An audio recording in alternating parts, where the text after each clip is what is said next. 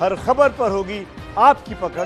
Download कीजिए ABP live app. पश्चिम बंगाल और केंद्र सरकार के झगड़े के बारे में जो लगातार जारी है, गृह मंत्री अमित शाह ने पश्चिम बंगाल की मुख्यमंत्री ममता बनर्जी को एक बहुत सख्त शब्दों में चिट्ठी भी लिखी है। चिट्ठी में अमित शाह ने प्रवासी मजदूरों के लिए चलाई जाने वाली श्रमिक ट्रेनों को मंजूरी नहीं देने का बड़ा आरोप लगाया है। अमित शाह ने चिट्ठी में यह भी कहा है कि केंद्र सरकार प्रवासी मजदूरों को भेजने की व्यवस्था कर रही है, लेकिन बंगाल सरकार जो है वो केंद्र सरकार का सहयोग नहीं कर रही।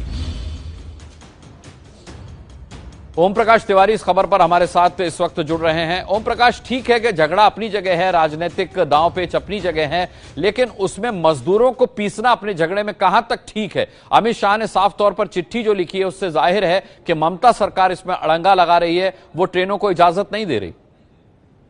बिल्कुल अनुराग, जिन मजदूरों को अब तक बाहर भेजने की व्यवस्था की जा रही है उसको लेकर एक समीक्षा बैठक की गई थी और इस समीक्षा बैठक के दौरान ये पाया गया कि 2 लाख से ज्यादा मजदूरों को अब तक विभिन्न श्रमिक रेलगाड़ियों के जरिए उनके जनपदों तक पहुंचाया जा चुका है।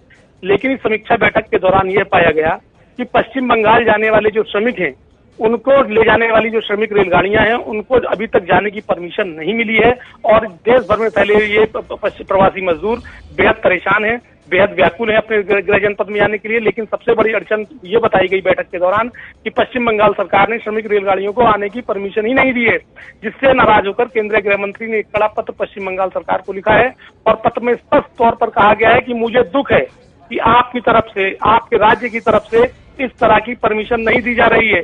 जो पश्चिम बंगाल के प्रवासी मजदूर हैं, उनको ये एक बड़े दुख के गर्भ में भेज सकती है। एक कड़ा पत्र केंद्रीय गृह मंत्री की तरफ से लिखा गया है। अनुराग जी, प्रकाश सिन्हा भी हमारे साथ इस वक्त जुड़ रहे हैं, हमारे संवाददाता। प्रकाश, पहले हम अपने दर्शकों के लिए वो चिट्ठी दिखाते हैं जो अमित शाह ने लिखी है और उसके बाद प्रकाश से जानेंगे कि बंगाल सरकार का इस पर कोई रिएक्शन आया है या नहीं।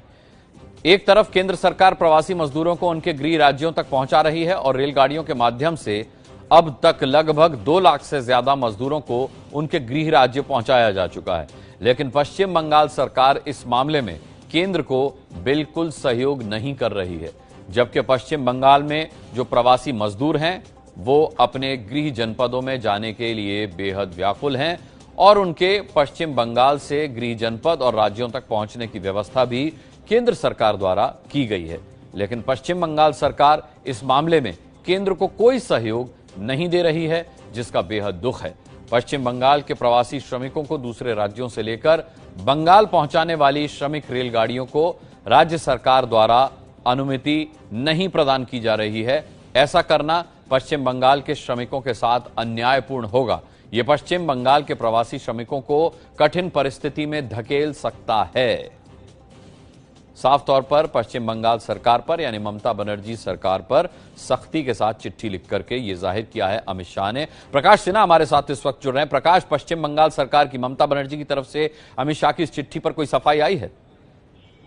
नहीं, देखिए अभी तक कोई सफाई नहीं आई है, लेकिन सरकारी जो प्रशासन के लोग हैं उनका कहना है कि पश्चिम बंगाल सरकार के जो वेबसाइट है एजीए बांग्ला, उस वेबसाइट में उन लोगों ने एक ऑनलाइन पोर्टल चालू की व्यवस्था की है और वहां से ही पास इश्यू किए जा रहे हैं। लेकिन जो गंभीर आरोप लगाए गए हैं अमित शाह की तरफ से, जो चिट्ठी लिखी गई है जहां आरोप लगाया गया है कि मजदूरों की अनदेखी की जा रही है और पश्चिम बंगाल के जो प्रवासी श्रमिक हैं जो बाहर राज्यों में फंसे हुए हैं उनको लाने की व्यवस्था नहीं की जा रही है या पश्चिम बंगाल जाने के लिए अनुमति नहीं दी जा रही है ट्रेनों को, इस पर अभी तक सरकारी कोई ऑफिशियल रिएक्शन नहीं आया है।